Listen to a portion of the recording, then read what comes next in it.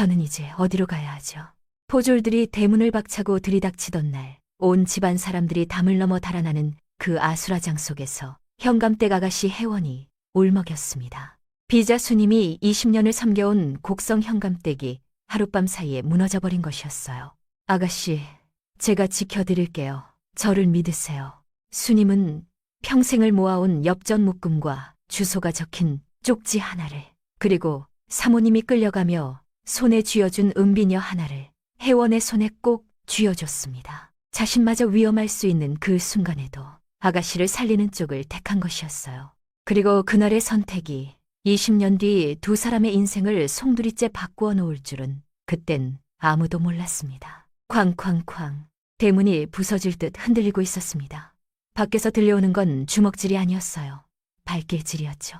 육중한 나무 대문이 그 충격에 덜컹거릴 때마다 사랑채 마당 한복판에 서 있던 소녀의 어깨가 함께 흔들렸습니다. 오혜원, 18, 한덜을 곡성현 현감 오진철의 외동딸이자 고을에서 글 읽는 솜씨를 따를 자가 없다는 수재였어요. 불과 며칠 전까지만 해도 이 고을에서 가장 빛나는 앞날을 약속받은 아이였습니다. 그런 아이가 지금 치마 끝자락을 부들부들 떨리는 두 손으로 움켜쥔 채 숨도 제대로 쉬지 못하고 서 있었어요.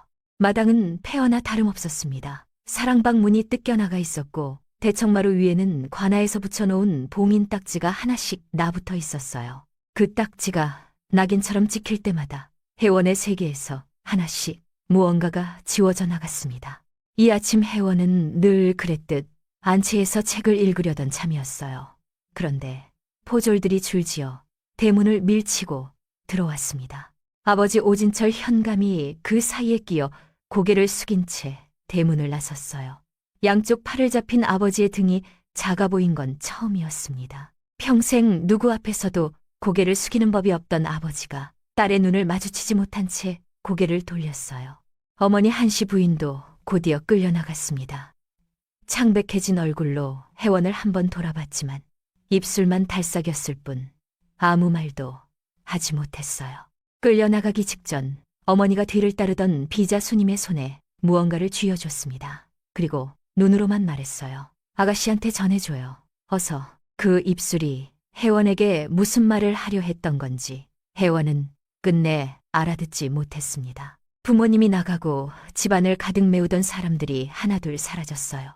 청지기도, 문객도, 밥상을 차리던 하인도, 말을 돌보던 마부도, 그깟 20년을 이 집에서 먹고 자며 녹을 받아온 사람들이 포졸의 가마가 대문을 빠져나가기도 전에 짐을 꾸렸습니다. 누구 하나 혜원에게 눈길조차 주지 않았어요. 마치 처음부터 이 집에 발을 들인 적이 없었다는 듯 유령처럼 빠져나갔습니다. 그렇게 텅 빈 마당에 혜원 혼자 남았어요. 정확히 말하면 혼자라고 생각했습니다. 그리고 지금 그 대문이 또다시 흔들리고 있었어요. 이번에는 포졸이 아니었습니다. 안에 사람 있는 거 다 알아. 좋은 말로 할 때 문 열지 못해. 남자의 목소리가 대문을 뚫고 들어왔습니다. 굵고 거친 위협 그 자체인 목소리였어요. 어이, 거기 딸내미, 아비 빚은 네가 갚아야 할 거 아냐. 채권자였습니다. 오, 현감이 끌려가면서 어둠 속에 숨어있던 빛들이 한꺼번에 터져나온 것이었어요. 아버지가 끌려간 지 채 반나절도 지나지 않아 냄새를 맡고 찾아온 겁니다. 쾅쾅쾅 문을 차는 소리가 점점 빨라졌어요. 혜원은 다리에 힘이 풀려 바닥에 주저앉을 것 같았습니다. 숨을 들이쉬려 해도 목이 막혀 공기가 들어오지 않았어요. 두 손은 이미 감각을 잃었고 눈앞이 까맣게 흔들렸습니다. 아버지가 끌려가던 뒷모습, 어머니가 입만 달싹이던 그 순간이 자꾸만 눈앞에 겹쳐졌어요. 바로 그때였습니다. 따뜻한 손이 혜원의 차가운 손을 덮었어요. 두툼하고 거칠고 그러나 어떤 손보다도 단단한 손이었습니다. 혜원이 고개를 들었을 때 거기 서 있던 사람은 화려한 옷을 입은 누군가가 아니었어요. 낡은 배에 앞치마를 두르고 머리를 수건으로 질끈 묶은 이 집에서 20년을 하루같이 살림을 맡아온 사람이었습니다. 비자 박수님이었어요. 혜원이 태어날 때부터 곁에서 밥을 짓고 빨래를 하고 열이 나면 밤새 이마를 짚어주던 사람이었습니다. 아까 포졸들이 들이닥쳤을 때도, 문객들이 줄줄이 달아날 때도 이 사람만은 제자리에 있었어요. 아무도 눈치채지 못했을 뿐이었습니다. 수님이 혜원의 손을 꽉 쥐었어요. 그 힘이 어찌나 단단한지 혜원의 떨림이 수님의 손끝까지 전해졌지만 수님은 눈 하나 깜짝하지 않았습니다. 아가씨, 제 손 꽉 잡으세요. 낮지만 떨림 하나 없는 목소리였어요. 밖에서는 채권자가 대문을 걷어차며 고래고래 소리를 질러대고 있었지만 수님의 목소리는 그 소음을 뚫고 혜원의 귀에 또렷하게 박혔습니다. 지금 무너져 내리면 안 됩니다. 정신 똑바로 차리셔야 해요. 혜원이 수님의 얼굴을 올려다봤어요. 눈물이 그렁그렁한 눈으로 입술을 파르르 떨며 겨우 말을 꺼냈습니다. 아주머니, 무서워요. 저는 이제 어디로 가야 하죠? 우리 어머니 아버지는요? 아이의 목소리였습니다. 고을에서 당당하기로 이름난 현감댁 소녀가 아니라 세상에 홀로 내던져진 아이의 목소리였어요. 수님은 그 목소리를 듣는 순간 가슴이 칼로 베이는 것 같았지만 이를 악물고 표정을 다잡았습니다. 지금 자신마저 무너지면 이 아이는 진짜로 끝이었으니까요. 어르신 내외분 사정은 제가 어떻게든 알아볼 테니 아가씨는 일단 여기서 나가셔야 해요. 자, 이거 받으세요. 수님은 앞치마 깊숙한 곳에서 무언가를 꺼냈습니다. 20년간 녹봉을 받을 때마다 한 푼, 두 푼 모아두었던 비상금이었어요. 구겨진 엽전 묶음과 볼펜으로 꾹꾹 눌러 쓴 주소가 적힌 종이 한 장, 그리고 아까 한씨 부인이 쥐어준 것, 은비녀였습니다. 한씨 부인 친정에서 대대로 내려온 것으로 이 집에서 가장 귀한 물건 중 하나였어요. 수님은 그것들을 혜원의 손바닥 위에 올려놓고 혜원의 손가락을 하나하나 접어 꼭 쥐어줬습니다. 여기 제 친정집 주소예요. 전라도 장수 땅, 아무도 모르는 시골이에요. 거기 가서 제 어미 뵙고 숨어 계세요. 제가 곧 따라갈 테니까 가서 따뜻한 밥 먹고 버티셔야 합니다. 수님의 눈이 붉어졌지만 목소리만은 흔들리지 않았어요. 아가씨는 이 집안의 마지막 희망이에요. 아시겠어요? 쾅! 대문 잠금 쇠가 비틀리는 소리가 날카롭게 울렸습니다. 쇠가 휘어지는 소리, 나무가 갈라지는 소리. 저 문이 버텨줄 시간은 얼마 남지 않았어요. 수님은 혜원의 팔을 잡고 몸을 일으켰습니다. 그리고 안채를 가로질러 아무도 눈여겨보지 않았던 작은 뒷문으로 발걸음을 옮겼어요. 뒷문 앞에 선 수님이 손잡이에 손을 얹기 전 먼저 한 일이 있었습니다. 혜원의 얼굴 옆으로 흘러내린 헝클어진 머리카락을 손가락으로 조심스레 넘겨준 것이었어요. 마치 아이를 바깥에 내보내기 전 머리를 매만져 주듯 그 난리통에서도 수님의 손길은 정성스러웠습니다. 그 작은 손짓에 혜원의 눈에서 참았던 눈물이 한 줄기 흘러내렸어요. 아가씨, 뒤도 돌아보지 말고 달리세요. 주막거리 지나 큰 길에서 무조건 제일 먼 곳으로 가는 집마차를 타셔야 해요. 아시겠지요? 혜원이 고개를 끄덕이다 말고 수님의 소매를 붙잡았습니다. 아주머니는요, 저 사람들 거칠어 보이는데 아주머니 혼자 두면. 혜원의 목소리가 다시 떨리기 시작했어요. 채권자들의 고함 소리, 대문이 뜯겨나갈 듯한 굉음이 등 뒤에서 쉴 새 없이 밀려오고 있었거든요. 자기 하나 살겠다고 이 사람을 두고 간다는 게 18살 아이에게는 견딜 수 없는 무게였습니다. 그때 수님이 웃었어요. 입꼬리가 가늘게 올라갔지만 눈가에는 주름 사이로 물기가 번지고 있었습니다. 우는 건지 웃는 건지 분간이 안 되는 얼굴이었지만 그래도 수님은 웃으려 애썼어요. 이 아이 앞에서 약한 모습을 보이면 안 된다는 걸 알았으니까요. 20년 넘게 이 집 살림 맡아온 박수님이에요. 저 같은 비자한테는 함부로 못해요. 사실 그건 거짓말이었습니다. 밖에 있는 자들이 어떤 자들인지 수님도 모르지 않았어요. 하지만 그 순간 수님에게 중요한 건 단 하나뿐이었습니다. 이 아이를 이 집에서 무사히 내보내는 것. 어서 가세요. 얼른요. 수님이 혜원의 등을 밀었습니다. 두 손으로 아이의 작은 등을 밀어내는 그 힘에 20년간 이 아이를 지켜온 모든 마음이 실려 있었어요. 혜원이 뒷문을 빠져나갔습니다.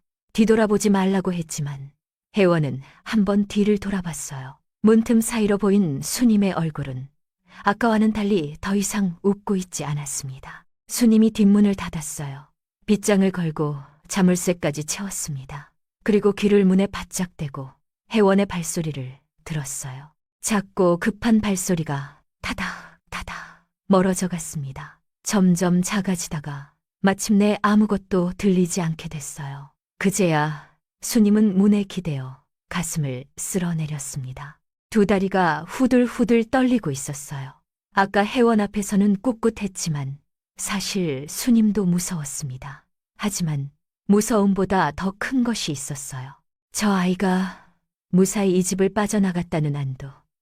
그것 하나가 수님의 다리를 다시 일으켜 세웠습니다. 수님은 앞치마끈을 고쳐매고 헝클어진 머리카락을 귀 뒤로 넘기며 천천히 마당을 향해 걸어나갔어요.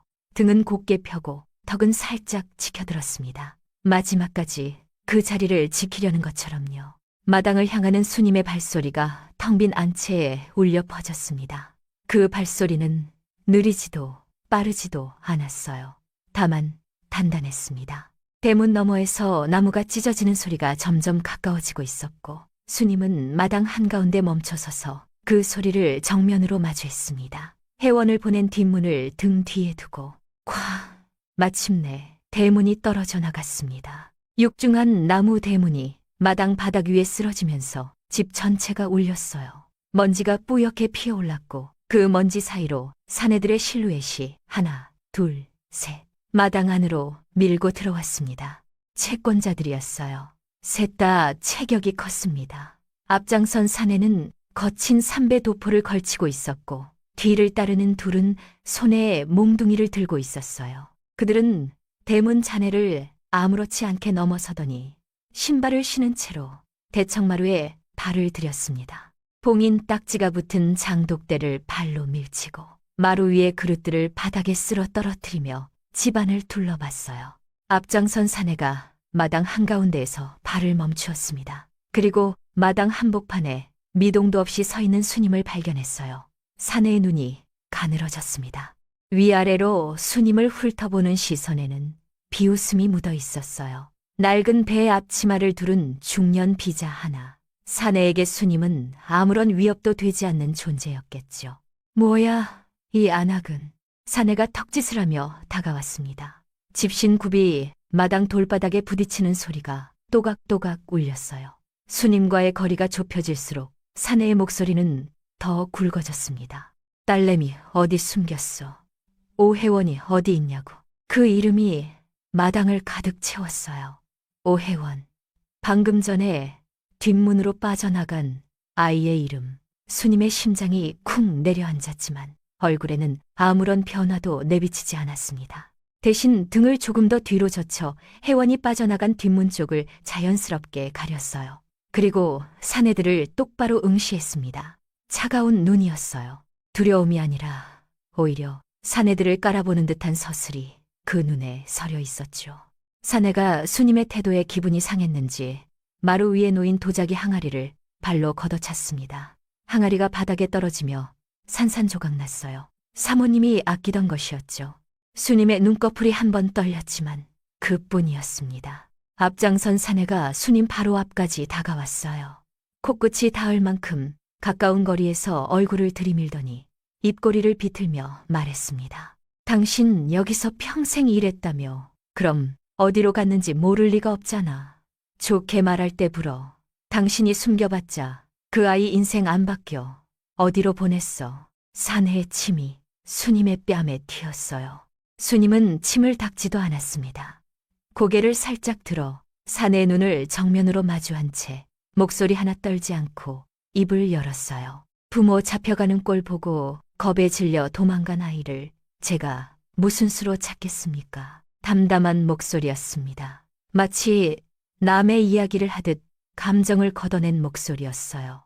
수님은 거기서 멈추지 않았습니다. 저도 밀린 녹봉 못 받아서 도끼 오른 사람이에요. 뒤질 거면 마음대로 뒤져보세요. 하지만 여기엔 당신들이 찾는 사람 없습니다. 밀린 녹봉. 그 말에 사내의 표정이 미세하게 흔들렸어요. 수님이 주인 편이 아닐 수도 있다는 계산이 스친 거였죠. 사내가 턱짓으로 부하들에게 신호를 보냈습니다. 집안을 더 뒤져보라는 뜻이었어요. 수님은 두 주먹을 앞치마 속에서 꽉 쥐었습니다. 그리고 속으로 되뇌었어요. 괜찮아. 아가씨는 이미 떠났어. 이미 멀리 갔어. 이것들이 아무리 뒤져봐야 찾을 수 없어. 그 생각 하나로 수님은 입술을 꽉 깨물고 버텼습니다. 두고 봐. 어디 숨었는지 반드시 찾아낼 테니까. 집안 곳곳을 뒤지던 사내들이 떠났습니다. 하지만 완전히 떠난 건 아니었어요. 수님이 창호지 문틈으로 조심스레 내다봤을 때 집 앞 골목 끝에 말탄자 하나가 세워져 있었습니다. 수님이 해원에게 갈 것을 예감하고 길목을 지키는 것이었죠. 이 집을 나서는 순간 미행당할 게 뻔했어요. 수님은 창에서 물러났습니다. 그리고 집안의 등잔을 하나씩 꺼나갔어요. 난장판이 된 집안이 칠흑 같은 어둠에 잠겼습니다. 수님은 그 어둠 속에서 벽에 등을 대고 앉았어요. 움직이지 않았습니다. 숨소리조차 죽인 채 마치 이 집에 아무도 없는 것처럼 죽은 듯이 기다렸어요. 새벽 3경이었습니다. 수님이 다시 창틈으로 기어갔어요. 골목 끝에 말 탄자를 확인했습니다. 말 위에서 고개를 떨군 채 꾸벅꾸벅 졸고 있었어요. 지금이었습니다. 수님은 소리 없이 몸을 일으켰어요. 어둠 속에서 더듬더듬 짐을 챙겼습니다. 옷 한 벌, 수건 한 장, 그리고 해원에게 가져다줄 따뜻한 솜적삼을 보따리에 쑤셔 넣었어요. 보따리를 등에 메고 뒷문으로 향했습니다. 아까 해원을 내보냈던 바로 그 문이었죠. 뒷문을 열 때 경첩이 삐걱 소리를 냈어요. 수님의 심장이 듣는 것 같았습니다. 몸을 굳힌 채 열을 세웠어요. 아무런 반응이 없었습니다. 수님은 문틈으로 몸을 빼내고 담벼락 아래 그림자를 따라붙어 걸었어요. 저택 뒤편에 가파른 뒷산 산길이 있었습니다. 낮에도 사람이 드문 길이었고 이 새벽에는 말할 것도 없었어요.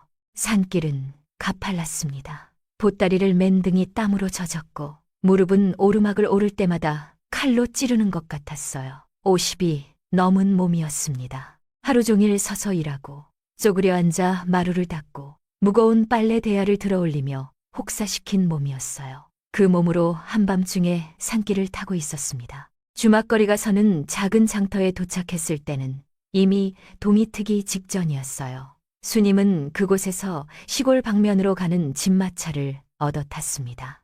마차 안에서 수님은 잠들지 못했어요. 창밖으로 스쳐가는 풍경을 멍하니 바라보면서 해원의 얼굴만 떠올렸습니다. 뒷문 밖으로 밀어낼 때 한 번 뒤를 돌아보던 그 얼굴. 눈물도 나오지 않을 만큼 겁에 질린 그 눈. 제발, 제발 무사히 도착해 있기를. 전라도 장수 땅의 한적한 시골 마을에 도착했을 때 수님의 눈이 챈는 일이 벌어졌습니다. 좁은 흙길을 걸어 올라가니 기와 몇 장이 빠진 낡은 시골집이 보였어요. 수님의 친정집이었죠. 마당에 들어서자 어미가 부엌에서 나오셨습니다. 80이 넘은 노모는 딸의 행색을 보고 깜짝 놀랐지만 수님이 눈으로 조용히 하라는 신호를 보냈어요. 어미가 고개를 끄덕이며 안쪽 방을 가리켰습니다. 수님이 미닫이 문을 조심스레 열었어요. 그리고 그 안의 광경에 숨이 터섰습니다. 해원은 방구석에 웅크린 채 쓰러져 있었어요. 깊은 잠인지 기력이 다해 실신한 것인지 분간이 되지 않았습니다. 한복 위에 겉옷 하나를 걸친 채로 몸을 공처럼 말고 있었고 양손은 주먹을 꽉 쥔 채 가슴에 붙이고 있었어요. 마치 세상의 모든 것이 무서워서 자기 몸이라도 꼭 붙들고 있어야 하는 것 같은 모습이었습니다. 머리맡에는 밥상이 놓여 있었어요. 수님의 어미가 차려준 것이었습니다. 갓 지은 쌀밥 한 그릇과 된장국 한 사발, 깍두기 몇 조각, 소박하지만 정성이 가득한 밥상이었어요.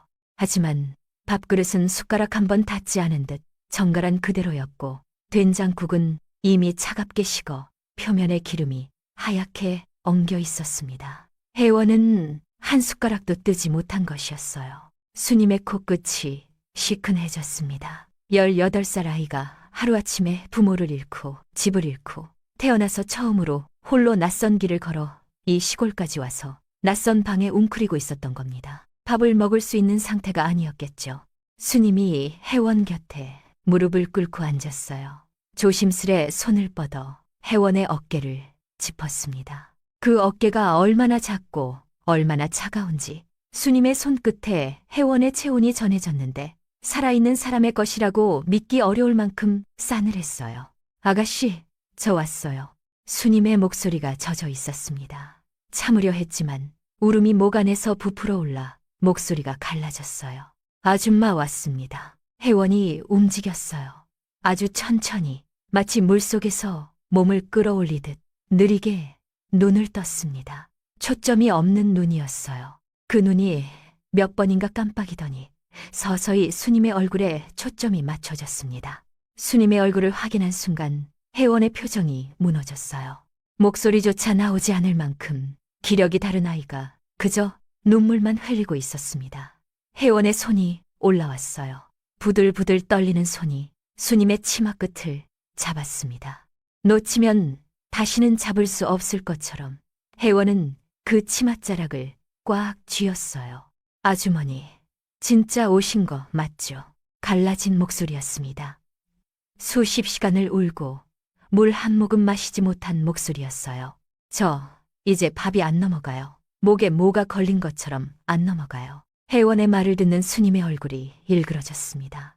하지만 스님은 울지 않았어요. 지금 자기까지 무너지면 이 아이를 잡아줄 사람이 아무도 없었으니까요. 스님이 혜원을 품에 안았습니다. 두 팔로 아이의 작은 몸을 감싸 안고 등을 천천히 토닥였어요. 일정한 박자로 토닥토닥 마치 갓난아이를 재울 때처럼 아닙니다, 아가씨. 드셔야 해요. 그래야 살고 살아야 나중에 어르신 내외분 뵙지요. 아줌마가 여기 있잖아요. 제가 아가씨 곁 지킬 테니까 제발 한 술만 드세요. 스님은 식어버린 밥상을 혜원 앞으로 끌어당겼어요.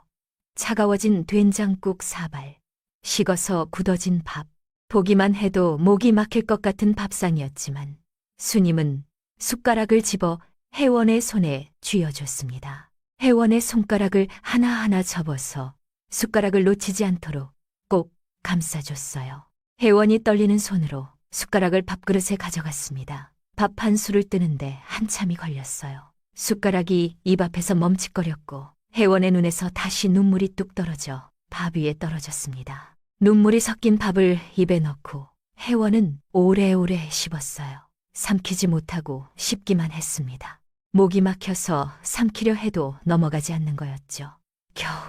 정말 겨우 한 술을 삼켰을 때 혜원의 어깨가 크게 한번 들썩였어요. 스님은 그 모습을 지켜보며 고개를 돌렸습니다. 창밖을 바라봤어요. 아직 어둠이 채 거치지 않은 시골 마을의 하늘. 그 하늘 아래서 스님의 눈에도 물기가 번졌지만 끝내 눈물을 떨어뜨리지는 않았습니다. 이 아이를 지켜야 했어요. 무슨 일이 있어도 이게 끝이 아니라는 걸 스님은 알고 있었습니다. 스님이 도착하고 며칠이 지났어요. 혜원은 밥을 먹기 시작했습니다. 겨우겨우 목구멍으로 밀어넣는 수준이었지만 그래도 숟가락을 드는 것만으로 스님은 감사했어요. 혜원의 볼에 아주 조금이나마 핏기가 돌기 시작했고 눈 밑에 시커먼 그늘도 옅어지는 것 같았습니다. 그날 오후 혜원은 퇴마루에 앉아 멍하니 마당을 바라보고 있었어요. 무릎을 세우고 턱을 밑에 아무것도 보지 않는 눈으로 마당 한편의 감나무를 응시했습니다. 바람이 불면 나뭇잎이 흔들리고 그 흔들림에 맞춰 혜원의 머리카락도 살짝 날렸지만 혜원은 아무런 반응이 없었어요. 그저 앉아 있었습니다. 숨을 쉬고 있다는 것만이 살아있다는 유일한 증거였죠. 마당 한쪽에서는 스님이 빨래를 널고 있었어요. 혜원이 입고 온 한복이었습니다. 도망치던 그날 입고 있던 그 옷을 스님이 손빨래로 정성스레 주물러 빤 것이었어요. 이 옷을 다시 입고 서당에 갈 날이 올지 알 수 없었지만 스님은 그래도 빨았습니다. 아이의 옷이 깨끗해야 마음이라도 조금은 나을 것 같아서였어요. 젖은 저고리를 빨랫줄에 걸치는데 방 안에서 소리가 흘러나왔습니다. 스님의 어미가 켜둔 낡은 화로 옆 작은 목상 위에 놓인 방자 유기 그릇. 평소에는 귀에 들어오지도 않는 소리였죠. 그런데 그날따라 스님의 귀에 이웃집 안악의 목소리가 유난히 또렷하게 들려왔어요. 마을 어귀에서 들려온 소리였습니다. 들었어요? 한양에서 파발이 왔대요. 곡성 현감. 어르신이 의금부 옥에서 갑자기 돌아가셨다고. 스님의 손이 덧어요. 빨랫줄에 걸치려던 젖은 옷가지가 손에서 스르르 미끄러져 흙바닥 위에 툭 떨어졌습니다. 스님은 떨어진 옷을 줍지 못했어요. 몸이 돌처럼 굳어버렸거든요. 뒤이어 들려온 말이 있었지만 스님의 귀에는 더 이상 아무것도 들리지 않았습니다. 회장님이, 사모님이 두 분 다. 스님의 입술이 파르르 떨렸어요. 고개를 돌려 퇴마루의 회원을 봤습니다. 회원은 굳어 있었어요. 마당을 바라보던 자세 그대로 시간이 멈춘 것처럼 미동도 없이 앉아 있었습니다. 하지만 스님은 알았어요. 저 아이도 들었다는 걸. 저 아이의 세계가 지금 두 번째로 무너져 내리고 있다는 걸. 회원이 천천히 고개를 돌렸습니다. 스님과 눈이 마주쳤어요. 회원의 눈은 텅 비어 있었습니다. 눈물도 공포도 슬픔도 없는 그냥 빈 눈이었어요. 그 눈이 스님을 보고 스님을 관통하고 스님 너머에 아무것도 없는 허공을 바라봤습니다. 그리고 회원이 일어섰어요. 비틀거리는 다리로 퇴마루에서 내려와 방 안으로 향했습니다. 스님이 급히 따라갔어요. 회원이 미닫이 문을 밀고 방 안으로 들어섰을 때 마당에서 이야기를 나누던 안악의 목소리가 다시 들려왔어요. 사모님 한씨 부인도 함께 돌아가셨다는구먼. 의금부에서 신문 받다가. 회원의 무릎이 꺾였습니다. 바닥에 주저앉더니 방문을 향해 두 손을 뻗었어요. 무언가를 붙잡으려는 것처럼. 하지만 손끝에 닿는 건 차가운 방바닥뿐이었죠. 그 순간 회원의 입에서 짐승 같은 소리가 터져나왔습니다. 울음이라고 부르기엔 너무 거칠고 비명이라고 부르기엔 너무 처절한 소리였어요. 회원은 방바닥을 손톱으로 긁었습니다. 나무 바닥에 손톱이 갈리는 소리가 방 안에 울렸지만 회원은 멈추지 않았어요. 거짓말이야. 갈라진 목소리가 터져나왔습니다. 아줌마, 저거 거짓말이죠. 우리 아버지가 왜 돌아가셔? 우리 어머니가 왜? 회원의 몸이 부들부들 떨렸어요. 고개를 들어 스님을 바라본 얼굴은 온통 눈물에 젖어 있었습니다. 나만 여기 숨어서 밥 먹고 잠자고 나 때문에 돌아가신 거야. 나도 어머니 아버지 따라갈래요. 스님은 말없이 회원에게 달려들었어요. 두 팔로 회원을 온몸으로 껴안았습니다. 회원이 스님의 어깨를 주먹으로 때렸어요.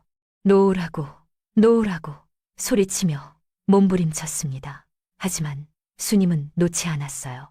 회원이 아무리 밀쳐내도 주먹으로 때려도 스님의 팔에는 더 단단하게 힘이 들어갔습니다. 이 아이를 놓치면 진짜로 잃어버릴 것 같았으니까요. 그날 이후 회원은 사람이 달라졌어요. 밥을 먹지 않았습니다. 아침에 스님의 어미가 갓 지은 쌀밥과 된장국을 밥상에 차려 방 안에 들여보냈지만 회원은 손끝 하나 까딱하지 않았어요. 벽을 보고 누운 채 돌아눕지도 않았습니다. 밥상은 회원의 등 뒤에서 시간이 지날수록 식어갔어요. 스님이 낮에 밥상을 들고 나올 때면 밥그릇은 늘 아침에 놓아둔 그대로였습니다. 숟가락 한 번 닿지 않은 밥상을 들고 문을 닫으며 스님은 고개를 돌려 눈물을 훔쳤어요. 회원의 마음을 모르지 않았습니다. 부모의 마지막 길을 지키지 못한 죄책감, 도망자라는 이름으로 숨어 있으면서 상도 치르지 못한 아이의 마음을, 그 마음이 얼마나 갈기갈기 찢어지고 있을지 스님은 누구보다 잘 알았어요. 알았기에 더 아팠습니다. 이튿날도 같았고 그 다음 날도 같았어요. 밥상은 들어갔다 나오고 된장국은 뜨겁게 들어갔다 차갑게 나왔습니다. 회원은 벽만 보고 있었어요. 사흘째 되는 밤이었습니다. 스님은 부엌에서 된장국을 다시 데웠어요. 솥 앞에 서서 국이 부글부글 끓어오르는 걸 지켜보며 스님은 국자로 국을 저었습니다. 이 국이 들어갔다 그대로 나올 거라는 걸 알면서도 스님은 정성껏 저었어요. 따뜻한 사발에 국을 담고 갓 지은 밥 한 그릇과 함께 밥상에 올렸습니다. 방문을 열었어요. 혜원은 여전히 벽을 보고 누워 있었습니다. 사흘째 같은 자세였어요. 수님은 밥상을 바닥에 내려놓고 혜원의 곁에 다가갔습니다. 그리고 혜원의 어깨를 잡고 일으켜 앉혔어요. 혜원은 저항하지 않았습니다. 저항할 힘조차 없는 것 같았죠. 앉혀놓으니 고개가 앞으로 꺾였고 풀린 눈이 바닥만 바라봤어요. 수님이 혜원의 앞에 무릎을 꿇고 앉아 눈을 맞추었습니다. 수님의 눈에도 물기가 그득했지만 목소리만은 단단하게 다잡았어요. 아가씨, 제 말 좀 들어보세요. 언제까지 이러고 계실 거예요? 혜원은 반응이 없었습니다. 수님이 말을 이었어요. 어르신 내외분, 평생 고개 숙이고 사신 분들 아니잖아요. 당신들 잘못 없다고 누구보다 당당하게 사셨던 분들이에요. 혜원의 입술이 미세하게 떨렸습니다. 초점 없는 눈으로 겨우 말을 꺼냈어요. 다 끝났잖아요. 이제 아무도 안 믿어줘요. 그 말에 수님의 목소리가 한 톤 올라갔어요. 눈물을 참느라 떨리는 목소리였지만 거기에 실린 힘만은 흔들리지 않았습니다. 아니요, 아가씨가 있잖아요. 세상 사람들이 손가락질해도 아가씨만은 그분들이 결백한 거 알잖아요. 여기서 아가씨가 이렇게 손 놓아버리면 그분들 평생 죄인 낙인 찍힌 거 누가 벗겨드려요. 수님은 밥상에서 숟가락을 집었습니다. 그리고 혜원의 손을 잡아 그 손에 숟가락을 억지로 쥐어줬어요. 혜원의 손가락이 축 늘어져 숟가락이 미끄러질 뻔했지만 수님이 손을 감싸 잡아줬습니다. 살아야죠. 살아서 세상 사람들한테 똑똑히 보여줘야 할 거 아니에요. 우리 어르신 사모님이 어떤 분들이었는지 아가씨가 증명해야죠. 수님의 목소리가 갈라졌어요. 더 이상 참을 수 없다는 듯 눈에서 눈물이 한 줄기 흘러내렸습니다. 그래도 말을 멈추지 않았어요. 여기서 아가씨까지 잘못되면 저 세상 가신 분들 원통해서 어떻게 눈을 감으시겠어요. 제발 이 아줌마 생각해서 조금이라도 드세요. 혜원의 눈에서 굵은 눈물방울이 밥그릇 위로 툭 떨어졌습니다. 눈물이 섞인 밥, 짠맛인지 쓴맛인지 분간이 되지 않았을 거예요. 꾸역꾸역 목구멍으로 밀어넣는 혜원의 얼굴이 일그러졌다가 이내 무언가가 바뀌었습니다. 혜원의 눈이었어요.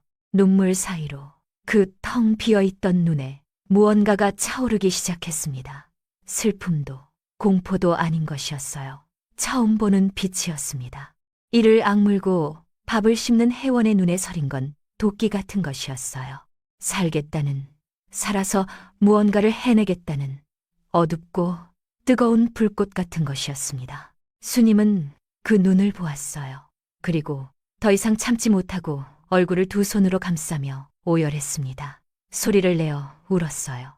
사흘 동안 혜원 앞에서 한 번도 울지 않았던 수님이 마침내 무너져 내렸습니다. 낡은 시골집 작은 방 안에 두 사람의 흐느낌이 가득 찼어요. 김이 모락모락 나는 된장국 사발이 두 사람 사이에 놓여 있었고 그 위로 눈물이 떨어져 물결을 일으켰습니다. 시골집에서의 생활이 몇 주째 이어지고 있었어요.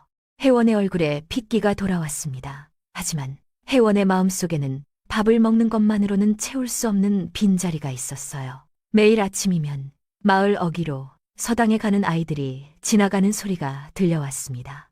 책보를 메고 제잘거리며 걸어가는 소리. 그 소리가 들릴 때마다 혜원은 하던 일을 멈추고 대문 밖을 서성였어요. 고을에서 글 읽는 솜씨를 따를 자가 없다는 수재였습니다. 경서를 술술 외고 시를 짓는 솜씨도 남달랐던 아이였죠. 그런 혜원이 지금은 치마 대신 수님의 조카가 두고 간 낡은 무명 바지를 입고 서당 대신 시골집 마당에서 하루를 보내고 있었습니다. 어느 날 아침 혜원이 퇴마루에 앉아 서당 아이들의 웃음소리를 듣다가 수님에게 조심스레 입을 열었어요. 아주머니, 저 그냥 근처 서당이라도 다니면 안 될까요? 공부도 계속해야 하고 검정시험보다는 서당에 가는 게 나을 것 같아서요. 마당에서 나무를 다듬던 수님의 손이 멈칫했습니다. 그리고 혜원을 바라봤어요. 혜원의 눈에 간절함이 담겨 있었습니다. 공부가 하고 싶다는 말이 아니었어요. 평범한 아이로 돌아가고 싶다는 말이었지요. 스님은 잠시 입을 다물었습니다. 혜원에게 해야 할 말이 무엇인지 알았지만 그 말이 이 아이를 얼마나 아프게 할지도 알았거든요. 하지만 스님은 말해야 했습니다. 아가씨, 마음은 알지만 지금은 안 돼요. 서당에 전입 기록을 남기면 바로 방방곡곡에 소문이 나요. 그럼 그 무서운 자들이 여기까지 들이닥치는 건 시간 문제고요. 스님이 나물 바구니를 내려놓고 혜원 곁에 앉았어요. 목소리를 낮추며 말을 이었습니다. 지금은 아가씨가 죽은 듯이 지내는 게 사는 길이에요. 죽은 듯이 지내는 게 사는 길이라니. 혜원은 힘없이 고개를 떨궜습니다. 이름을 숨기고 서당도 가지 못하고 아무도 만나지 못하는 삶. 빛나는 앞날을 꿈꾸던 현감댁 외동딸에게 이 생활은 창살 없는 옥이나 다름없었어요. 하지만 혜원이 무너져 있을 수만은 없었던 건 스님 때문이었습니다. 스님은 혜원이 공부에만 전념할 수 있도록 새벽부터 집을 나섰어요. 동이 트기도 전에 이웃집 밭에 나가 잡초를 뽑고 고추를 따고 감자를 캤습니다. 해가 중천에 뜨면 읍내 주막으로 달려가 낮 설거지를 했어요. 기름때가 잔뜩 낀 솥을 수세미로 벅벅 닦고 국물이 튀어 얼굴에 묻어도 닦을 겨를 없이 그릇을 쌓아 올렸습니다. 해가 지면 마을 서원으로 가서 마루를 닦고 창호지를 갈았어요. 하루에 3군데를 뛰어다니며 닥치는 대로 일했습니다. 혜원은 그런 스님의 일과를 다 알지 못했어요. 스님이 일부러 말하지 않았거든요. 아침에 나갈 때도 좀 나갔다 올게요. 한마디만 남기고 밤에 돌아올 때도 오늘 장 좀 봤어요 하며 웃어 보였으니까요. 그런데 어느 날 밤이었어요. 공부를 하다 잠든 혜원이 목이 말라 깨어났습니다. 물을 마시려고 부엌으로 나가는데 부엌 한쪽에 등잔불이 켜져 있었어요. 희미한 불빛 아래 자기 몸보다 큰 빨래, 대야를 앞에 놓고 빨래를 하고 있는 사람이 보였습니다. 스님이었어요.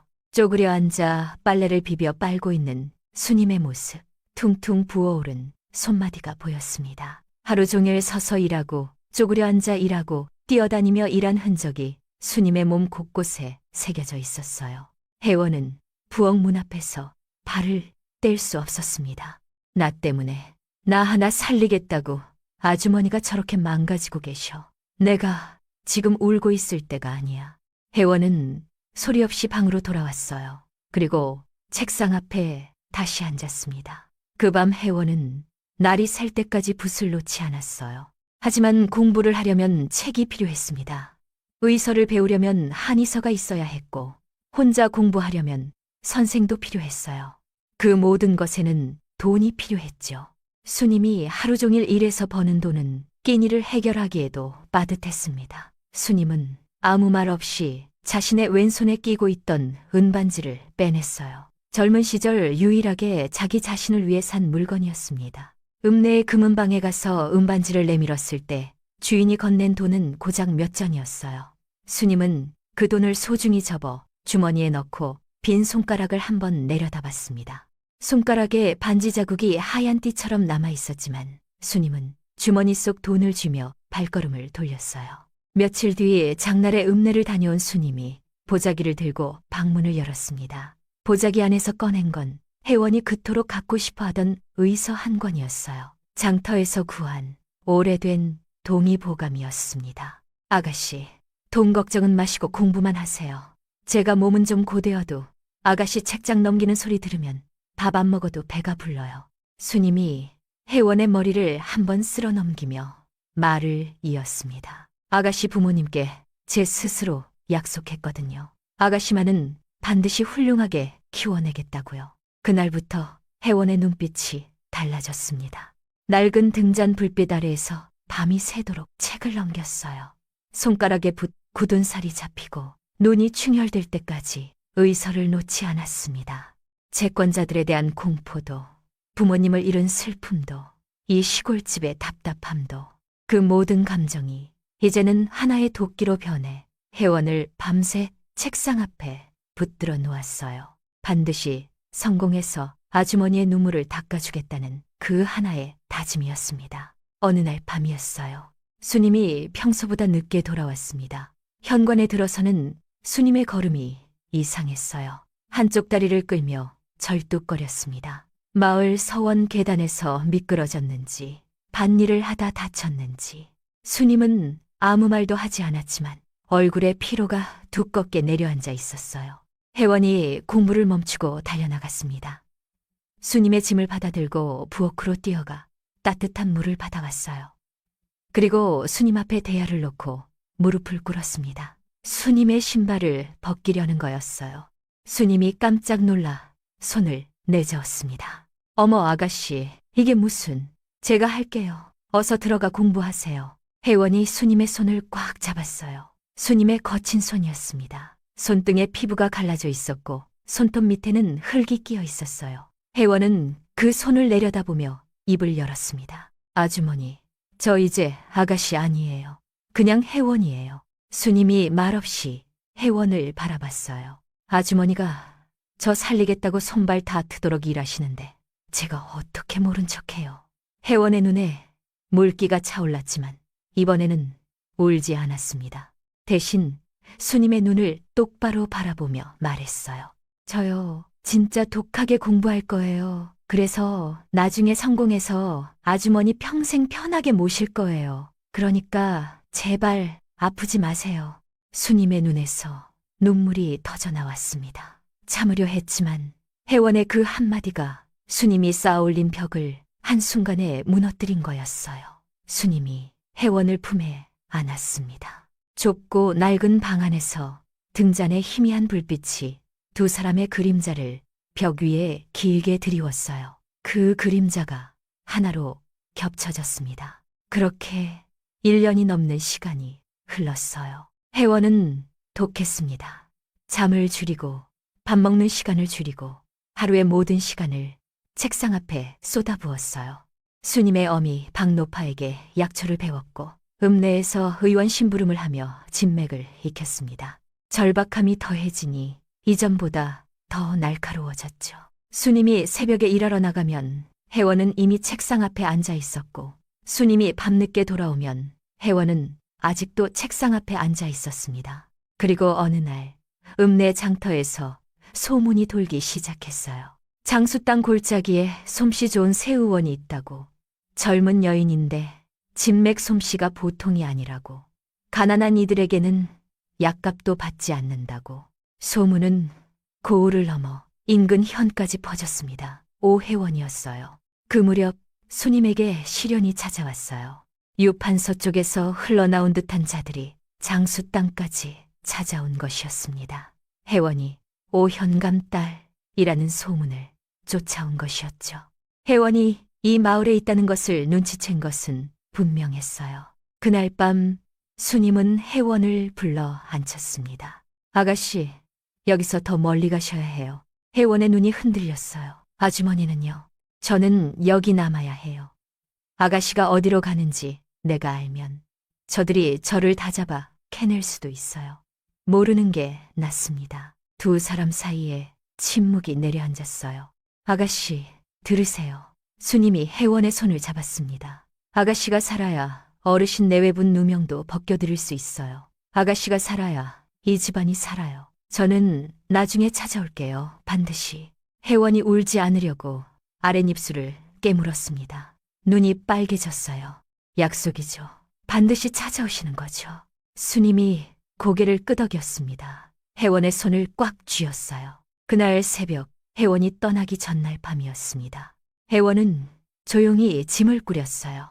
짐이라고 해봐야 옷 한 벌과 의서 몇 권이 전부였습니다. 작은 보따리에 그것들을 넣고 마지막으로 자신의 손목을 내려다봤어요. 은비녀가 있었습니다. 도망치던 그날부터 단 한 번도 몸에서 떼본 적 없는 어머니의 은비녀. 실에 꿰어 손목에 차고 다녔던 것이었어요. 혜원에게 남은 부모님의 마지막 흔적이었죠. 혜원은 은비녀의 실끈을 천천히 풀었습니다. 손목에서 빠지는 순간 가슴 한쪽이 텅 비는 느낌이 들었어요. 하지만 혜원은 그 은비녀를 자기 보따리가 아닌 다른 곳에 두기로 했습니다. 수님이 잠들어 있는 방으로 갔어요. 수님은 얇은 이불을 덮고 옆으로 누워 자고 있었습니다. 하루 종일 일한 탓에 깊은 잠에 빠져 있었어요. 거친 숨소리가 규칙적으로 흘러나왔습니다. 혜원은 수님의 곁에 무릎을 꿇고 앉았어요. 그리고 수님의 손을 조심스레 잡아 펼친 뒤 그 손바닥 위에 은비녀를 올려놓았습니다. 은비녀의 차가운 감촉이 수님의 따뜻한 손바닥에 닿았을 때 수님이 눈을 떴어요.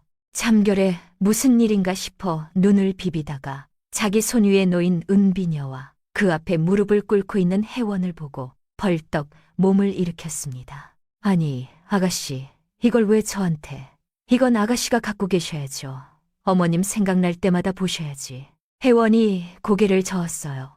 그리고 수님의 거친 손을 은비녀와 함께 꼭 감싸주며 말했습니다. 아주머니, 저 혼자 방법을 찾을 테니까 집 팔지 마세요. 어제 마당에서 이웃 어른한테 부탁하시는 거 저 다 들었어요. 수님의 눈이 커졌습니다. 혜원이 말을 이었어요. 그리고 이 은비녀 아주머니가 맡아주세요. 제가 가진 것 중에 가장 귀한 거예요. 수님이 고개를 세차게 저었지만 혜원의 손에 힘이 실려 있었어요. 아니요. 아주머니가 이걸 갖고 계셔야 제가 다시 돌아올 이유가 생겨요. 혜원이 수님의 눈을 똑바로 바라봤습니다. 1년 전 방바닥을 긁으며 무너져 내리던 그 아이가 아니었어요. 지금 수님 앞에 있는 건 무언가를 단단히 결심한 어른의 눈을 가진 혜원이었습니다. 제가 성공해서 이 은비녀 다시 들이러 오는 날 아주머니를 세상에서 제일 귀한 분으로 모실게요. 그때까지 절 기다려주세요. 아셨죠? 수님은 아무 말도 하지 못했어요. 입술만 달싹이다가 은비녀를 쥔 손을 가슴으로 끌어당겼습니다. 다음 날 새벽이었어요. 동이 트기 전 가장 이른 집마차가 출발하는 시간이었습니다. 작은 마을 어귀에 두 사람이 서 있었어요. 혜원은 작은 보따리를 어깨에 메고 있었고 수님은 빈손으로 서 있었습니다. 마차가 멀리서 덜컹거리며 다가왔어요. 마차가 가까워질수록 수님의 얼굴이 일그러졌습니다. 붙잡고 싶었어요. 가지 말라고, 여기 있으라고 소리치고 싶었습니다. 하지만 그러면 안 된다는 걸 알았어요. 이 아이의 앞길을 막을 수는 없었으니까요. 수님은 멀찍이 서서 옷소매로 눈물을 훔쳤습니다. 혜원이 마차에 올라탔어요. 마차가 출발하기 직전 혜원이 포장 밖으로 고개를 내밀었습니다. 멀어지기 시작하는 마을, 어귀의 수님을 향해 소리쳤어요. 아주머니, 꼭 돌아올게요. 꼭요. 마차가 움직이기 시작했습니다. 수님의 모습이 점점 작아졌어요. 수님은 한 발짝도 움직이지 못한 채 그 자리에 서서 마차가 사라질 때까지 바라봤습니다. 마차의 꼬리가 새벽 어둠 속으로 녹아든 뒤에도 수님은 한참 동안 그 자리를 떠나지 못했어요. 한참 뒤 수님은 혜원이 맡긴 은비녀를 가슴에서 꺼내어 들여다봤습니다. 은비녀의 수님의 얼굴이 흐릿하게 비쳤어요. 눈물 범벅이 된 주름투성이의 얼굴이었습니다. 잘 가요, 혜원 아가씨. 부디 아프지 말고 성공해서 돌아오세요. 이 아줌마가 여기서 이 은비녀 닦으면서 기다릴게요. 집으로 돌아온 수님은 은비녀를 정성스레 보자기에 감쌌습니다. 그리고 방 안 장롱의 가장 깊은 곳에 밀어 넣었어요. 혜원이 돌아오는 날까지 이 은비녀만은 반드시 지켜야 했으니까요. 그로부터 봄이 오고 가을이 가고 감나무에 열매가 달리고 낙엽이 지기를 20번. 혜원이 떠나던 날 수님이 마당 한쪽에 심었던 어린 감나무 묘목은 이제 마당 가득 그늘을 들이울 만큼 자라 있었습니다. 가을이면 주먹만한 감이 주렁주렁 달렸고 그때마다 수님은 감을 따서 하나는 자기가 먹고 하나는 혜원이 앉던 퇴마루 자리에 올려놓곤 했어요. 아무도 먹지 않는 감이었지만 수님은 해마다 그렇게 했습니다. 50 중반이던 수님은 이제 76이 되었어요. 20년이라는 세월은 사람을 완전히 바꿔놓았습니다. 굳었던 등은 굽었고 두 손은 마디마다 울퉁불퉁하게 부풀어 올라 있었어요. 머리카락은 하얗게 샜고 걸음도 예전 같지 않았습니다. 그 사이 수님의 어미가 세상을 떠났어요. 수님의 손을 잡은 채 조용히 눈을 감았죠. 마지막 순간에 어미는 수님에게 말했습니다. 이제 너도 편하게 살아라. 그 아이는 잘 크고 있을 거다. 하지만 수님은 이 집을 떠날 수 없었어요. 혜원이 돌아올 때 길을 잃지 않도록 이 낡은 시골집을 지키고 있어야 했으니까요. 어미를 보내고 홀로 남은 수님의 하루는 단순했습니다. 새벽에 일어나 이웃집 밭일을 돕고 낮에는 읍내에서 허드렛 일을 하고 저녁에 돌아와 혼자 밥을 먹고 장롱 속 은비녀 보따리를 한번 매만진 뒤 잠자리에 들었어요. 그 단순한 하루가 7,000번 넘게 반복된 거였습니다. 하지만 세월은 무정했어요. 몸을 아끼지 않고 일한 대가가 서서히 찾아왔습니다. 숨소리가 거칠어지기 시작한 건 두어 해 전부터였어요. 처음에는 밭에서 일하다 숨이 차는 정도였습니다. 나이 탓이려니 했죠. 그런데 점점 심해졌어요. 계단을 오를 때, 빨래를 낼 때, 심지어 밥을 먹다가도 가슴이 쥐어짜이듯 아팠습니다. 밤이면 통증 때문에 잠을 설쳤고 새벽에 식은땀에 젖어 깨는 날이 잦아졌어요. 마을 보건소 의원이 수님의 상태를 눈여겨보고 있었습니다. 10년 넘게 이 마을에서 수님을 봐온 사람이었어요. 어느 날 보건소에 들른 수님의 얼굴빛이 심상치 않아 살펴봤는데 결과가 좋지 않았습니다. 의원이 심각한 얼굴로 수님의 손을 잡았어요. 수님 할머니, 이 소견서 들고 당장 한양 큰 의원으로 가보세요. 심장이 많이 안 좋아요. 수술만 하면 사시는데 시골에서 버틸 일이 아니에요. 수님은 소견서를 받아들고 한참을 내려다봤습니다. 깨알 같은 글씨가 빼곡히 적힌 종이 무슨 말인지 반도 이해할 수 없었지만 의원의 표정만 봐도 심각하다는 건 알 수 있었어요. 아이고, 의원 나으리. 이 늙은이가 한양까지 가서 무슨 수술을 해요. 돈도 없거니와. 나 죽으면 우리 아가씨 올 때 누가 문 열어주라고요. 수님은 소견서를 접어 주머니에 넣고 보건소를 나왔습니다. 걸음이 느렸어요. 계단을 내려오는데 가슴이 또 아려왔지만 수님은 이를 악물고 집으로 향했어요. 그날 밤이었습니다.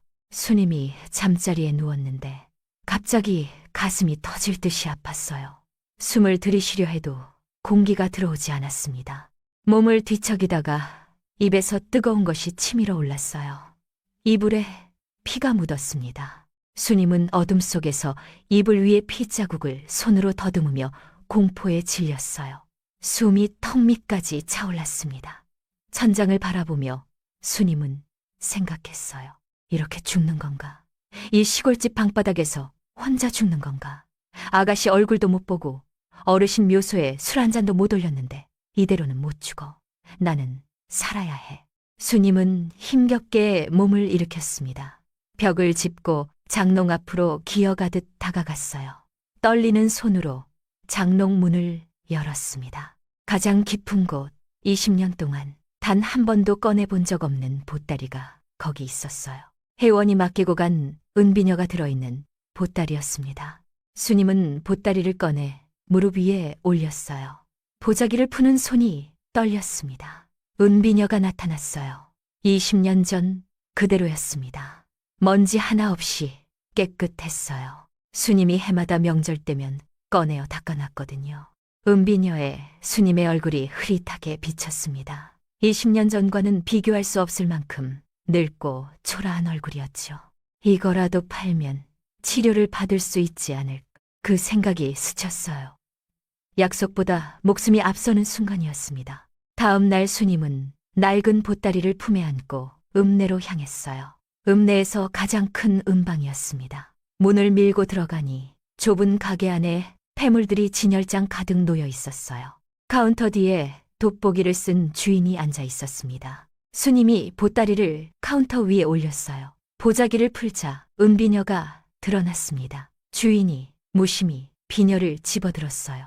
돋보기로 뒷면을 살피고 세공을 꼼꼼히 확인하더니 갑자기 안경을 벗었습니다. 다시 썼어요. 그리고 손이 덜덜 떨리기 시작했어요. 할머니, 이거 어디서 나셨어요? 주인의 목소리가 달라져 있었습니다. 아까까지의 무심한 태도가 온데간데 없었어요. 이거 왕실라인 출신 장인이 만든 물건이에요. 전국에 몇 개 없는 귀한 것입니다. 지금 경매에 나가면 쉽게 백냥은 받아요. 지난 몇십 년 동안 이런 물건 본 적이 없어요. 수님은 자기 귀를 의심했습니다. 예, 100냥이요? 아니, 비녀 하나가 어찌 그런 값을 해요. 주인이 잘못 본 거 아닌가요? 주인이 고개를 세차게 저었어요. 제가 음방 40년 했습니다. 할머니, 당장 이거 파시죠. 제가 수수료 조금만 떼고 바로 현금 만들어 드릴게요. 이거면 할머니 평생 기와집에서 사셔도 남아요. 100냥. 그 숫자가 수님의 머릿속에서 맴돌았습니다. 평생 흙을 파서 만져본 적 없는 금액이었어요. 그 돈이면 당장 한양의 가장 좋은 의원에서 치료를 받을 수 있었습니다. 남은 여생을 따뜻한 방에서 편안하게 보낼 수도 있었어요. 더 이상 남의 집 파티를 하며 무릎을 혹사시키지 않아도 됐습니다. 주인이 서랍에서 계약서를 꺼냈어요. 수님 앞으로 내밀며 붓까지 건넸습니다. 수님의 손이 붓을 향해 움직였어요. 그 순간이었습니다. 은비녀에 비친 자신의 얼굴이 눈에 들어왔어요. 주름지고 볼이 꺼지고 눈 밑에 그림자가 깊이 내려앉은 얼굴. 그 초라한 얼굴 위로 20년 전 새벽마을 어귀에서 들었던 혜원의 목소리가 겹쳐왔습니다. 아주머니가 이걸 갖고 계셔야 제가 다시 돌아올 이유가 생겨요. 제가 성공해서 이 은비녀 다시 드리러 오는 날 아주머니를 세상에서 제일 귀한 분으로 모실게요. 그때까지 절 기다려주세요. 아셨죠? 수님의 손이 멈췄습니다. 붓을 잡으려던 손이 방향을 바꿔 은비녀를 집었어요. 떨리는 손으로 은비녀를 다시 보자기에 싸기 시작했습니다. 주인이 놀라 의자에서 일어났어요. 할머니, 왜 그러세요? 치료비 필요하시다면서요. 수님은 보따리 매듭을 짓는 손을 멈추지 않았습니다. 눈에 물기가 차올랐지만 목소리만은 단단했어요. 아니요, 못 팔겠소.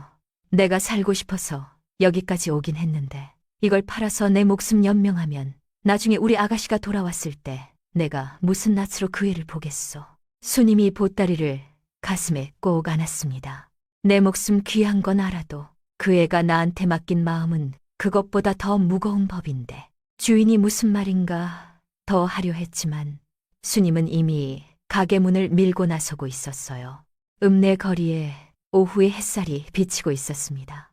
수님은 보따리를 가슴에 안은 채 천천히 걸었어요. 살고 싶어서 찾아왔지만 결국 약속을 택하고 돌아가는 걸음이었습니다. 수님의 작고 굽은 등이 읍내 거리의 사람들 사이로 멀어져 갔어요.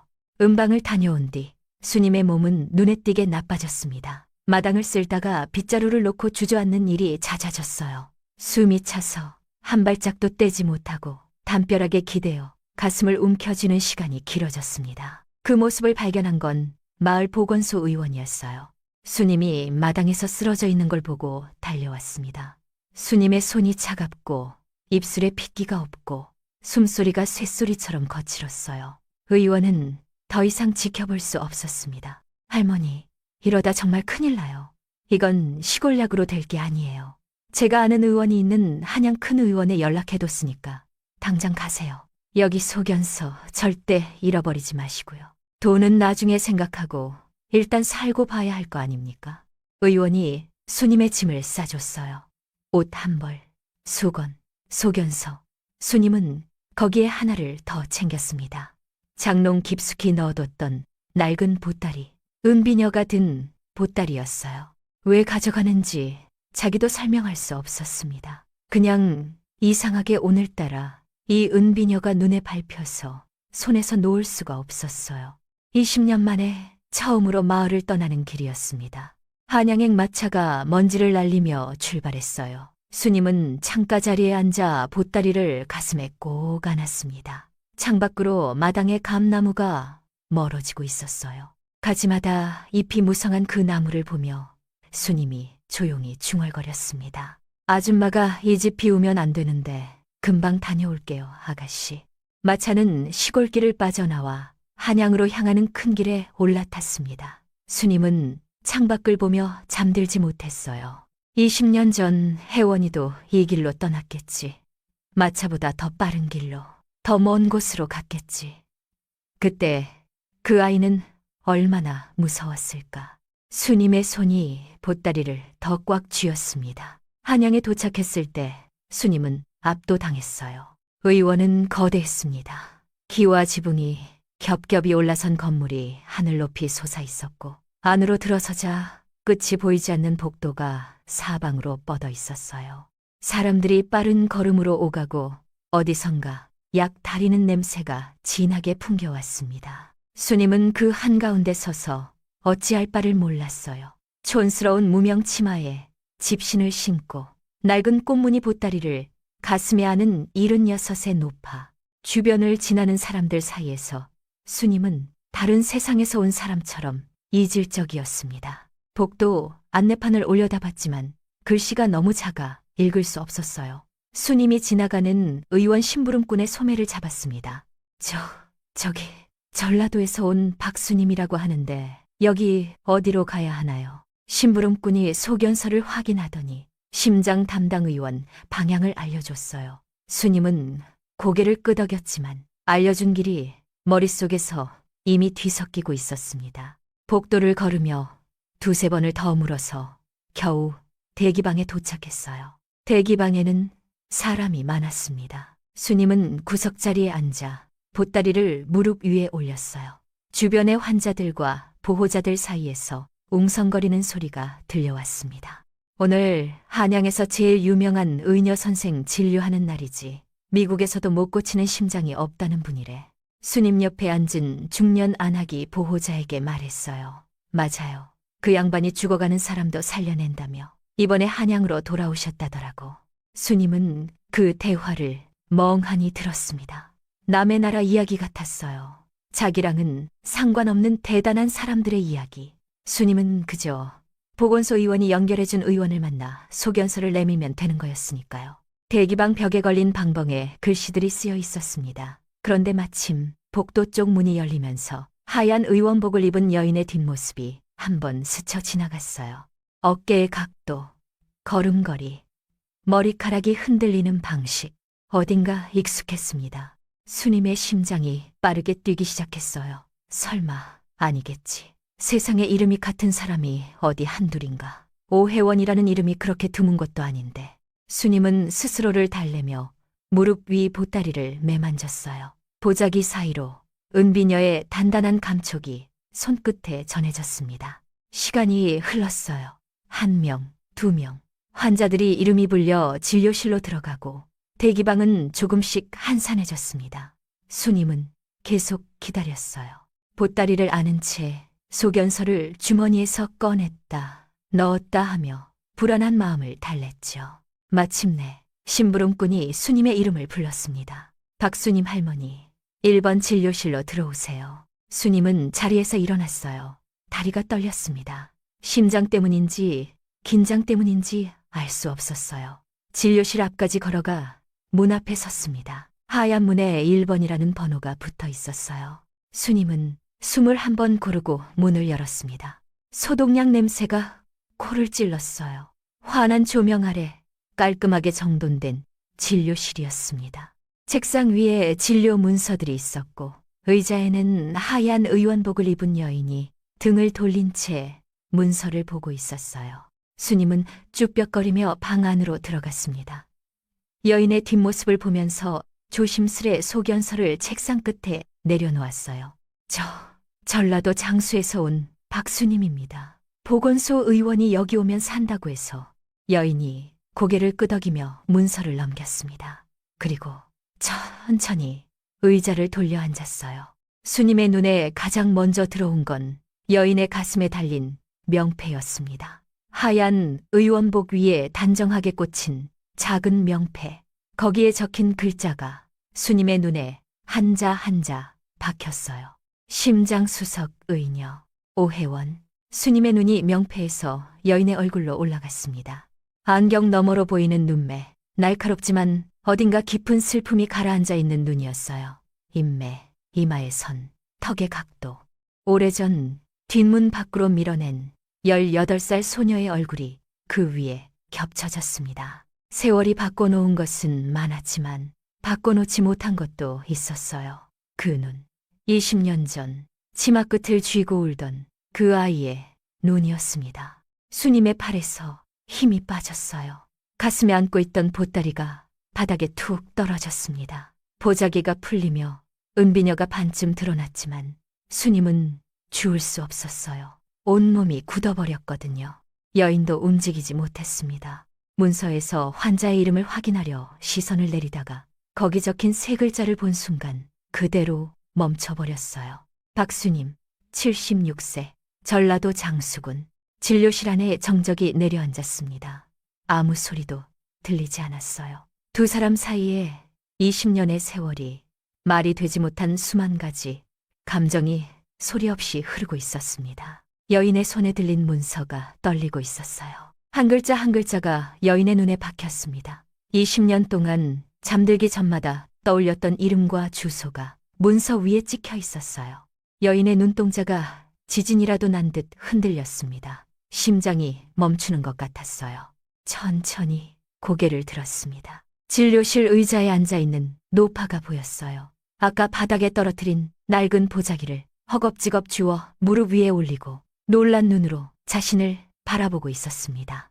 여인은 숨을 쉬는 법조차 잊은 채 노파의 얼굴을 뜯어봤어요. 주름진 눈과 투박하게 부풀어 오른 손마디, 수건으로 질끈 묶은 하얀 머리카락, 기억 속 아주머니보다 훨씬 작아진 체구, 세월이 20년치를 한꺼번에 새겨놓은 것 같은 얼굴이었습니다. 하지만 여인은 알아봤어요. 이 세상 어디에서든 몇십 년이 흘러도 알아볼 수 있는 사람이었으니까요. 여인의 목소리가 터져나왔습니다. 형편없이 떨리는 목소리였어요. 혹시 박수님 아주머니이세요? 수님의 입이 벌어졌습니다. 입술이 떨렸어요. 말이 되지 않는 소리가 목 안에서 맴돌다가 겨우 빠져나왔습니다. 아, 아가씨. 설마 우리 혜원 아가씨. 그 한마디에 여인이 무너졌어요. 의자에서 벌떡 일어나 수님에게 달려갔습니다. 그리고 수님 앞에 무릎을 꿇었어요. 한양 제1의 의녀가 낡은 무명 치마를 입은 노파 앞에 아이처럼 무릎을 꿇었습니다. 혜원은 수님의 무릎 위에 얼굴을 묻고 통곡했어요. 참았던 오열이 댐이 터지듯 쏟아져 나왔습니다. 아주머니, 저예요. 혜원이에요. 저 의원 됐어요. 아주머니가 저 살려주셔서 저 이렇게 의원 됐는데. 혜원의 어깨가 크게 들썩였어요. 말을 잇지 못하고 울음이 먼저 터져 나왔습니다. 겨우 숨을 고르고 다시 말을 이었어요. 어쩌다 이 의원까지 오신 거예요. 심장이 많이 안 좋으신 거예요. 제가 너무 늦게 왔죠. 너무 늦게 찾았죠. 이제 아주머니 찾으러 가려 했는데. 혜원은 말끝을 흐렸어요. 수님의 무릎 위에서 고개를 들지 못했습니다. 20년이었어요. 20년 동안 이 사람을 찾지 못했다는 죄책감이, 이 사람이 지금 환자로 앉아있다는 현실이 혜원의 가슴을 짓눌렀습니다. 진료실 밖에서 심부름꾼이 문을 열어봤어요. 그리고 굳어버렸습니다. 한양 제1의 의녀가 환자 앞에서 무릎을 꿇고 울고 있었으니까요. 혜원이 고개를 돌려 심부름꾼을 봤어요. 눈물 범벅이 된 얼굴이었지만 목소리에는 흔들림이 없었습니다. 오늘 오전 진료 다 미루세요. 아무도 들이지 마세요. 심부름꾼이 고개를 끄덕이고 문을 닫았어요. 진료실 안에 다시 두 사람만 남았습니다. 한참을 울었어요. 혜원이 수님의 무릎에 얼굴을 묻고 울고 수님이 혜원의 머리카락을 쓸어 넘기며 울었습니다. 수님의 거친 손이 혜원의 머리를 토닥이는 그 손길은 20년 전 시골집 온돌방에서와 똑같았어요. 세월이 수님의 등을 굽히고 머리카락을 하얗게 만들었지만 혜원을 어루만지는 그 손만은 바꿔놓지 못했습니다. 울음이 잦아들 무렵 수님이 떨리는 손으로 무릎 위에 보따리를 풀었어요. 낡은 보자기가 벗겨지자 그 안에서 은비녀가 모습을 드러냈습니다. 20년 전 혜원이 수님의 손바닥 위에 올려놓았던 바로 그 물건이었어요. 진료실의 환한 조명 아래에서 은비녀가 눈부신 광채를 냈습니다. 20년 세월이 무색할 만큼 깨끗했어요. 수님이 해마다 정성스레 닦아온 흔적이었죠. 수님이 은비녀를 혜원의 손에 쥐어줬습니다. 오늘 아침에 이상하게 이게 눈에 밟히더라니. 왠지 꼭 가지고 나오고 싶더라고요. 우리 아가씨 만나려고 그랬나 봐요. 이거 돌려주려고 내가 20년을 가지고 있었어요. 나 죽으면 이거 아가씨 못 찾아줄까봐. 그거 무서워서 여태껏 안 죽고 버텼나 봐요. 혜원은 은비녀를 받아들었습니다. 손바닥 위에 놓인 은비녀의 무게가 느껴졌어요. 20년 전에는 이 물건이 어머니의 마지막 당부였습니다. 하지만 지금 이 은비녀에는 그것보다 훨씬 무거운 것이 담겨 있었어요. 스님이 20년간 지켜낸 약속, 자기 목숨까지 걸면서 지켜낸 신이. 혜원은 은비녀를 가슴에 품고 다시 울음을 터뜨렸습니다. 아주머니, 이거 파셔서 얼른 치료받으시지. 왜 이걸 여태 가지고 계셨어요? 왜 이렇게 몸이 악화되실 때까지? 스님이 고개를 저었어요. 어떻게 팔아요, 이걸? 우리 아가씨, 다시 만나면 돌려줘야 할 약속인데. 스님의 눈에서 눈물이 흘러내렸지만 입가에는 여전히 미소가 걸려 있었습니다. 이제 됐어요. 이렇게 훌륭한 의원 선생이 된 걸 봤으니 난 이제 죽어도 여한이 없어요. 혜원은 은비녀를 내려다봤어요. 그리고 천천히 자신의 머리에 꽂았습니다. 20년 만에 은비녀가 제자리로 돌아온 거였어요. 시계 유리 대신 은비녀의 광택에 혜원의 얼굴이 흐릿하게 비쳤습니다. 울먹이던 18 소녀가 아니라 사람을 살리는 의원의 얼굴이었어요. 혜원은 스님의 손을 잡아 자기 뺨에 갖다 댔습니다. 스님의 거칠고 갈라진 손바닥이 혜원의 뺨에 닿았어요. 그 손이었습니다. 시골집에서 밥을 떠넣어주던 손, 헝클어진 머리카락을 넘겨주던 손, 뒷문 밖으로 밀어내던 손. 20년이 지나도 그 손길의 온도는 변하지 않았습니다. 혜원이 눈물을 닦았어요. 그리고 스님의 눈을 똑바로 바라봤습니다. 이제 혜원의 눈에는 눈물 대신 다른 것이 차올라 있었어요. 결이었습니다. 아니요, 아주머니. 죽긴 왜 죽어요? 혜원의 목소리가 달라져 있었어요. 울음이 섞인 떨리는 목소리가 아니었습니다. 환자 앞에서 흔들리지 않는 의원의 목소리였어요. 아주머니가 저 살리셨잖아요. 이제는 제가 아주머니 살릴 차례예요. 저 믿으시죠? 스님은 혜원을 바라봤어요. 눈물이 그렁그렁한 눈이었지만 그 안에 담긴 건 슬픔이 아니라 안도였습니다. 20년을 기다린 보람이 있었다는 안도. 내가 지킨 아이가 이렇게 자랐다는 안도. 스님이 천천히 고개를 끄덕였어요. 그날 혜원은 자신이 직접 스님의 진맥을 잡았습니다. 손목 안쪽에 손가락 2개를 얹고 오래오래 숨을 눌렀어요. 스님은 가만히 앉아 눈을 감았습니다. 이 손에 자신의 목숨을 맡기기로 한 것이었어요. 20년 전에도 이 아이를 믿고 보냈듯이 지금도 이 아이의 손에 모든 것을 맡기기로 수술 전날 밤이었어요. 병실에 달빛이 비치고 있었습니다. 혜원이 스님의 침상 옆에 앉아 있었어요. 스님의 머리카락을 빗으로 정리해주고 있었습니다. 정확히 20년 전 뒷문 앞에서 스님이 혜원의 헝클어진 머리를 넘겨주던 그 손길과 같은 방향이었어요. 다만 이번에는 위치가 바뀌어 있었습니다. 혜원이 빗을 내려놓고 환하게 웃었어요. 오랜만에 짙은 아이 같은 웃음이었습니다. 아주머니, 수술 끝나고 건강해지시면 저랑 같이 사시는 거예요. 20년 동안 고생하셨으니까 앞으로 평생 제가 아주머니 딸이 되어서 다 갚아드릴게요. 스님이 눈을 떠 혜원을 바라봤어요. 달빛에 비친 혜원의 얼굴은 20년 전 시골집 마당에 앉아 감나무를 바라보던 그 소녀의 얼굴과 겹쳐 보였습니다. 세상이 무너져도 결국 다시 일어선 아이.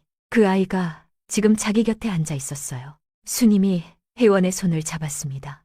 힘이 많이 빠진 손이었지만 혜원의 손가락을 감싸는 그 악력만은 단단했어요.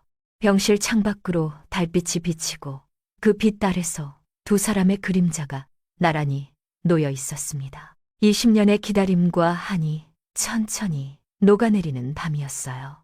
수술은 반나절이 걸렸습니다. 혜원이 수술실에 들어간 건 이른 아침이었어요. 수술실 문 위에 붙은 등이 켜졌고 그 등이 꺼지지 않은 채 오전이 지나고 오후가 왔습니다. 복도에서 기다리던 다른 의원들과 심부름꾼들은 시간이 지날수록 불안한 얼굴이 됐어요. 76세 노파의 심장 수술. 쉬운 일이 아니었습니다. 게다가 집도하는 의원이 환자와 개인적인 연이 있다는 소문이 의원 안에 퍼져 있었죠. 손이 떨리지 않을까, 판단이 흔들리지 않을까. 하지만 수술실 안의 혜원은 흔들리지 않았습니다. 침도를 잡은 손은 단단했어요. 20년 전 수님이 혜원의 손에 숟가락을 쥐어주었을 때 그 숟가락을 놓지 않겠다고 다짐했던 것처럼 지금 혜원의 손은 침도를 놓지 않았습니다. 불가능한 수술을 해내기로 유명한 의원. 그 이름에 걸맞게 혜원은 수님의 심장을 다시 뛰게 만들었어요. 오후 늦게 수술실의 등이 꺼졌습니다. 문이 열리고 혜원이 걸어 나왔어요. 의원복이 땀에 젖어 있었고 얼굴에는 깊은 피로가 내려앉아 있었습니다. 반나절 동안 서 있었던 다리가 풀려 비틀거릴 뻔했지만 혜원의 얼굴에는 미소가 떠올라 있었어요. 기다리고 있던 사람들에게 고개를 끄덕여 보이며 혜원이 말했습니다. 됐어요. 그 한마디에 복도에 안도의 한숨이 퍼졌습니다. 회복실로 옮겨진 수님은 하루가 지나서야 의식을 되찾았어요. 천천히 눈을 떴습니다. 천장에 하얀 등이 보였어요. 어디인지 모르는 방이었습니다. 코에 가느다란 대롱이 걸려 있었고 팔에 침이 연결되어 있었어요. 손가락 하나 움직이기 힘들었습니다. 그때 무언가 따뜻한 것이 왼손을 감싸고 있다는 걸 느꼈어요.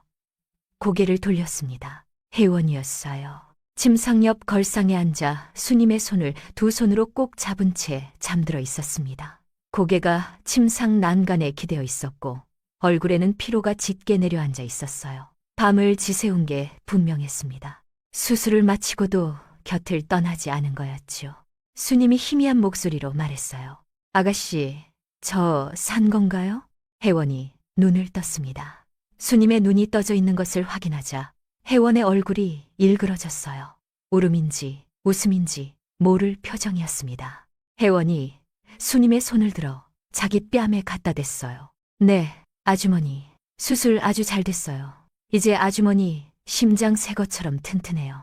저랑 오래오래 행복하게 사시는 일만 남았어요. 수님의 눈가에 물기가 번졌습니다.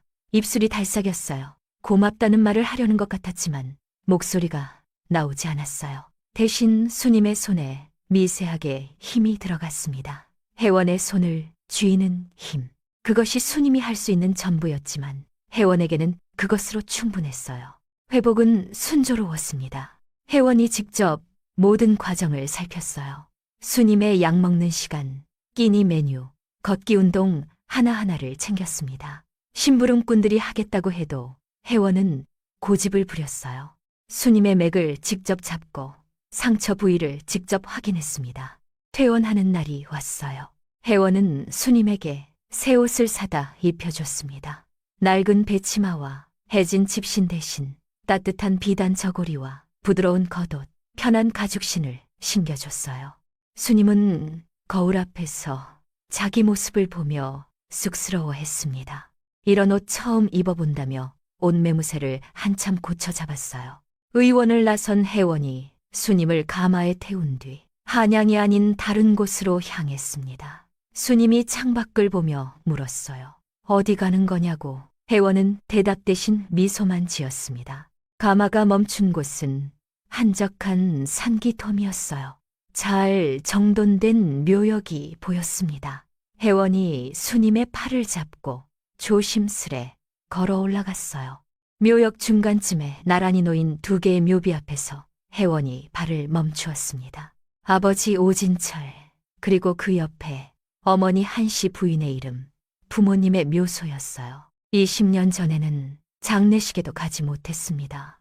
죄인의 자식으로 낙인 찍혀 도망자 신분이었으니까요. 부모님의 마지막 길에 꽃 한 송이 놓아드리지 못한 것이 혜원에게 평생의 한이었어요. 하지만 이제는 달랐습니다. 혜원은 묘비 앞에 무릎을 꿇었어요. 수님의 손을 잡은 채였습니다. 아버지, 어머니, 저 약속 지켰어요. 혜원의 목소리가 떨렸지만 울지 않으려고 애쓰고 있었어요. 아주머니가 저 어떻게 키워주셨는지 다 보셨죠. 저 이제 부모님 누명도 다 벗겨드렸고 억울한 빚도 제가 다 해결했어요. 이제 우리 가족 아무도 손가락질 못해요. 수님이 혜원 곁에서 묘비를 바라봤습니다. 돌에 새겨진 이름을 거친 손으로 천천히 어루만졌어요. 20년간 이 묘소에 오지 못했습니다. 와야 한다고 생각하면서도 혜원이 돌아올 날을 기다리며 오지 못했던 것이었어요. 수님의 입에서 오열이 터져나왔습니다. 어르신, 사모님, 보셨지요? 우리 아가씨가 이렇게 훌륭해져서 돌아왔습니다. 저도 이제야 무거운 짐을 내려놓습니다. 두 사람은 묘비 앞에서 한참을 울었어요. 바람이 불어 나뭇잎이 흩날렸고 그 소리가 마치 부모님이 대답하는 것 같았습니다. 혜원은 가져온 꽃다발을 묘비 앞에 내려놓았어요. 20년 늦은 인사였지만 마침내 완성된 인사였습니다. 며칠 뒤 혜원은 수님을 자신의 집으로 데려왔어요.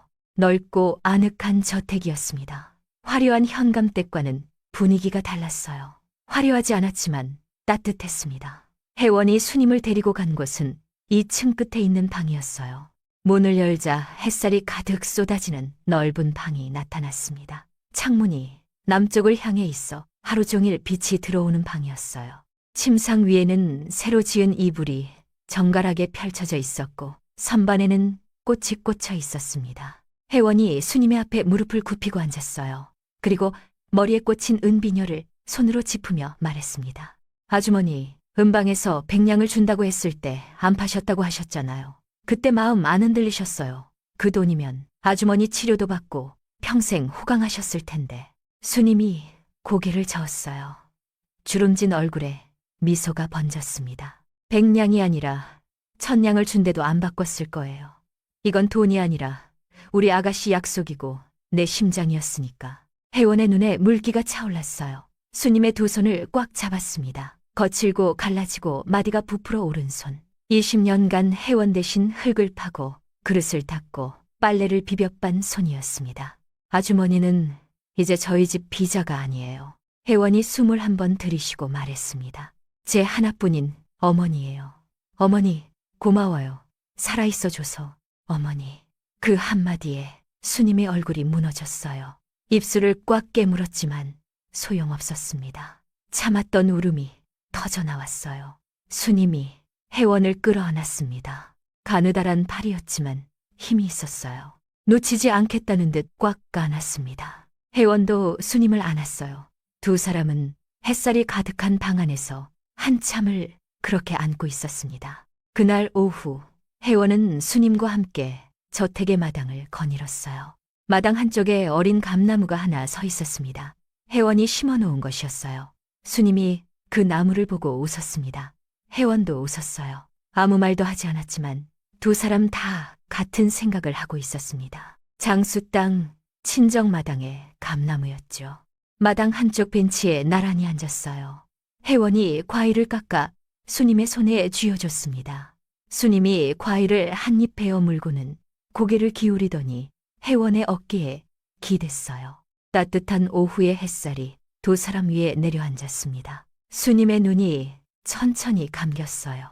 20년 만에 처음으로 깊고 편안한 잠이 찾아왔습니다. 더 이상 혜원을 기다리며 뜬 눈으로 밤을 지새울 필요가 없었으니까요. 혜원은 잠든 수님의 어깨에 겉옷을 살며시 덮어줬어요. 그리고 자신의 머리에 꽂힌 은비녀를 올려다 봤습니다. 은비녀가 햇빛을 받아 반짝이고 있었어요. 20년 전 멈춰버린 줄 알았던 시간이 다시 흐르기 시작하고 있었습니다. 구름 사이로 빛이 쏟아지고 있었어요. 아버지가 보고 있을 것 같았습니다. 어머니도 그 빛이 수님의 잠든 얼굴 위에 내려앉는 걸 보며 혜원은 조용히 미소 지었어요. 사실 이 이야기를 준비하면서 가장 오래 생각한 장면이 있습니다.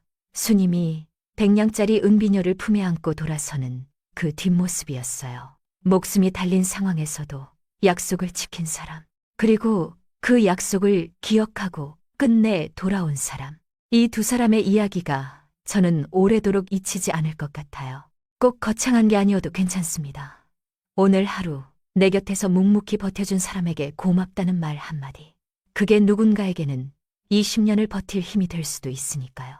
끝까지 함께해 주신 여러분, 정말 감사합니다. 옛 이야기는 여기서 끝이 났습니다.